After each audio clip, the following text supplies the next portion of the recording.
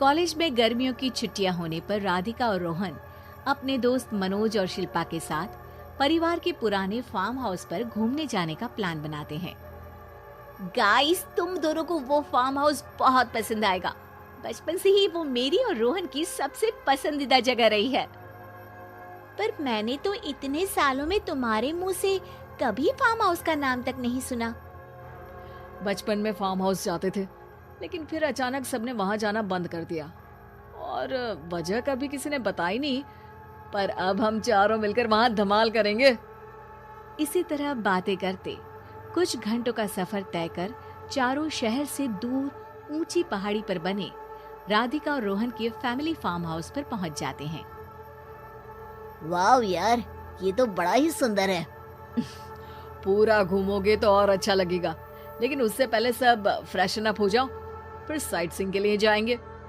राधिका और रोहन अपने अपने कमरे में चले जाते हैं, लेकिन मनोज और शिल्पा घर में घूमने लगते हैं, जहां शिल्पा की टक्कर हॉल के बीचों बीच रखी एक पुरानी लकड़ी की कुर्सी से होती है। आह, लग गई रे माता, इस कुर्सी को बीच में किसने रखा हुआ है? अरे तेरे स्वागत के लिए भूत ने रखा होगा। तुझे बात हंसी आ रही है? जब खुद टकराएगा तो पता चलेगा। हाँ ठीक है, पर अभी तो इसे साइड में रख दे।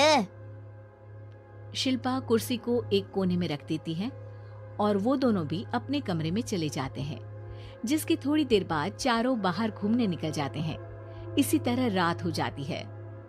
फार्म हाउस में वापस आकर वे लोग सीधा सोने चले जाते हैं। आधी रात को मनोज की नींद खुलती है। बड़ी तेज प्यास लगी है, पानी साथ लेकर सोना चाहिए था। अब रसोई तक जाना पड़ेगा। मनोज आंखें मलते हुए कमरे से हॉल में आता है और अचानक रास्ते में रखी कुर्सी से टकराकर जमीन पर गिर जाता है। अरे मर गया रे दादा। शिल्पा सही बोल रही थी, बड़ी तेज लगती है ये कुर्सी तो, पर इसे दोबारा बीच में किसने रखा? मनोज एक बार फिर उस लकड़ी की कुर्सी को कोने में रख पानी पीकर कमरे में चला जाता है। अगली सुबह जैसे ही चारों की नींद खुलती है तो उन्हें अपने बेड के पास साइड टेबल पर चाय का कप रखा मिलता है, जिसे देख वो खुशी खुशी चाय पीकर तैयार होकर कुछ देर बाद हॉल में मिलते हैं। थैंक यू यार राधिका, मुझे नहीं पता था कि तू इतनी अच्छी चाय बनाती है। वैसे मुझे उस बेड टी की बहुत जरूरत थी। ये और चाय, अरे इसे तो पानी तक उबालना नहीं आता। मतलब तूने हमारे लिए चाय बनाई क्या दोस्त? अरे चल पागल है क्या, इतना भी प्यार नहीं है मुझे कि तुम्हारे लिए बेड टी बनाऊं। चाय पर ये चर्चा करते हुए मनोज जैसे ही पीछे मुड़ता है तो एक बार फिर लकड़ी की पुरानी कुर्सी से टकराकर उस पर गिर जाता है। हाय रब्बा, अरे चाय छोड़ो, पहले ये बताओ कि इसे बार बार बीच में कौन रखता है? कल रात ही मैंने इसे साइड किया था। तुम पहले ये बताओ कि चाय किसने बनाई थी? सबकी बातों को कुछ देर ध्यान से सुनने के बाद राधिका हैरानी से कुर्सी की तरफ देखने लगती है। भूत दीदी। राधिका की बात सुन आपस में झगड़ रहे सारे दोस्त शांत हो जाते हैं। क्या बोला अभी तूने? अरे पर अब वो यहाँ कैसे हो सकती हैं? क्यों नहीं हो सकती?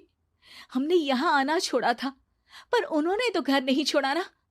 और याद करो, ऐसे बेड के पास कप रखना और कुर्सी को कमरे के बीच में रखना, ये सब वही तो करती थी।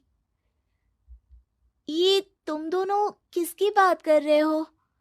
अरे जो भी हो, कुछ अच्छा तो बिल्कुल नहीं लगता। अब देखो, डरने की कोई जरूरत नहीं है। वो सालों से इस घर में रहने वाली भूत दीदी है। वो बचपन से ही हमारे यहाँ आने पर एक बड़ी बहन की तरह हम दोनों का ख्याल रखती हैं। ओए, पगला गया है क्या? शिल्पा, मुझे यहाँ नहीं रहना, तू भी मेरे साथ ही चल। ये दोनों तो पागल हो गए हैं। जहां मनोज डर से वापस जाने की बात कर रहा होता है, वहीं शिल्पा अपने फोन में बिजी होती है। क्या तुम्हें यहाँ की सिचुएशन समझ में नहीं आ रही जो फोन में लगी हो? जिसे जो करना है करो, मैं तो जा रहा हूँ। मनोज हड़बड़ाहट में अपने कमरे की तरफ जाता है, जिसके साथ राधिका और मोहन भी उसे रोकने के लिए पीछे पीछे जाते हैं, लेकिन शिल्पा वो तो अभी भी फोन में लगी रहती है। कुछ देर बाद जब वो तीनों दोबारा हॉल में वापस आते हैं तो शिल्पा को सबके पैक्ड बैग्स के साथ देखकर हैरान रह जाते हैं। ये सब क्या है शिल्पा? यहाँ हम इसे समझा रहे हैं और तुम हमारे बैग्स भी पैक कर कर लेकर आई। अरे आखिर में फोन से बाहर निकलकर कुछ किया तो सही इसने। दोस्तों देखो, कल से हम यहाँ हैं। भूत दीदी ने कुछ किया नहीं ना? फिर डर क्यों रहे हो? 4 दिन और रुकोगे तो पता चलेगा कि क्या होगा। मतलब? इस पर शिल्पा उन तीनों को फार्म हाउस से बाहर लाकर फोन में पुरानी न्यूज का आर्टिकल दिखाती है। सालों पहले यहाँ रह रही औरत ने अपने दोनों बच्चों को सुबह सुबह दूध में जहर पिलाकर मार दिया और फिर हॉल में उस कुर्सी पर खड़े होकर खुद भी फांसी लगा ली थी। तुम्हारी बातों से मुझे इस केस की याद आ गई। गूगल किया तो पता चला कि ये वही फार्म हाउस है। अभी भी यहाँ रहना चाहते हो जिससे कुछ दिनों में वो सबको थोड़ा थोड़ा जहर देकर मार दे? अरे पर ये दोनों तो बचपन से यहाँ आ रहे हैं, फिर इन्हें अभी तक कुछ क्यों नहीं हुआ? वो तो पापा बताते हैं कि हम आते थे। हाँ, और मुझे भी एक बार का ही याद है।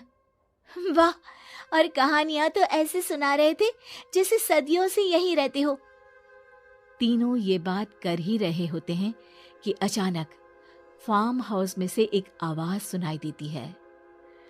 मैं यहाँ किसी को जिंदा नहीं रहने दूंगी, किसी को नहीं।